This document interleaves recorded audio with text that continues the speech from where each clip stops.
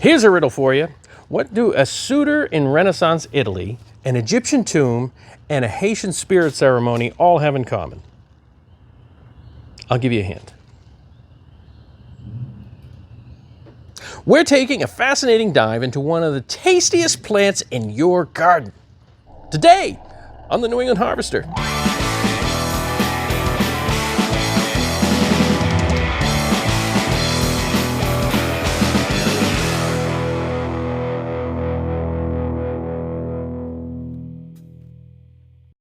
Most people think of basil as something that you tear up and throw on pizza.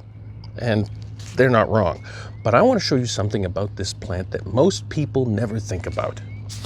I mean, take a look at these leaves. I mean, really look at them.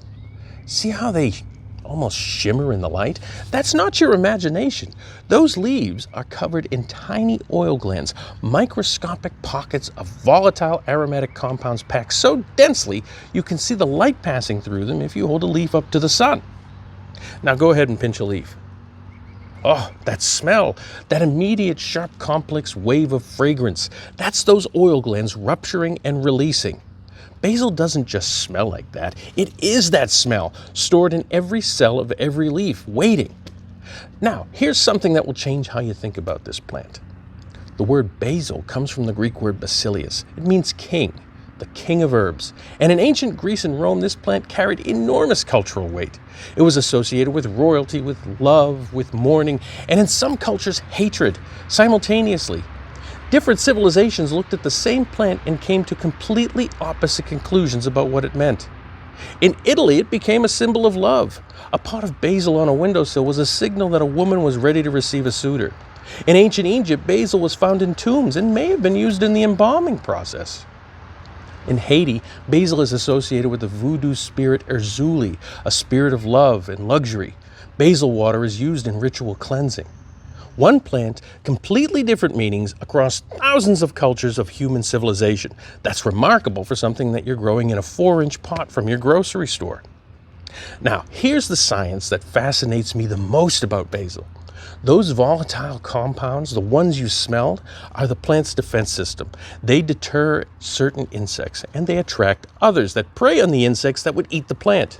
Basil is running chemical negotiation with the ecosystem around it constantly, and this is why basil and tomatoes belong together, not just on a plate, but in your garden. Basil's aromatic compounds are believed to confuse and deter some pests that target tomatoes. The two plants have been grown together for centuries, not just because they taste good together, but because they actually help each other survive.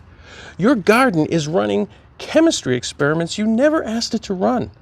One more thing, basil is not a New England native. It wants heat, real heat. It originated in tropical Asia and parts of Africa. When you see basil turn black after a cold night, that's not disease. That's a tropical plant meeting a New England morning and losing. Which means growing basil here is an act of stubbornness. You're coaxing a tropical king to survive in Massachusetts summers. And when it works, when you've got a full lush plant going into August, that's a real achievement. So, here's how you keep this king alive in New England. Basil wants heat and full sun, 6 hours minimum, but 8 is better. It wants well-drained soil.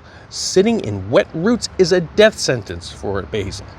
It wants consistent moisture, but not soggy, and that distinction matters. The most important thing you can do for basil, though, is what most people never do, and that's pinch the flowers the moment they appear.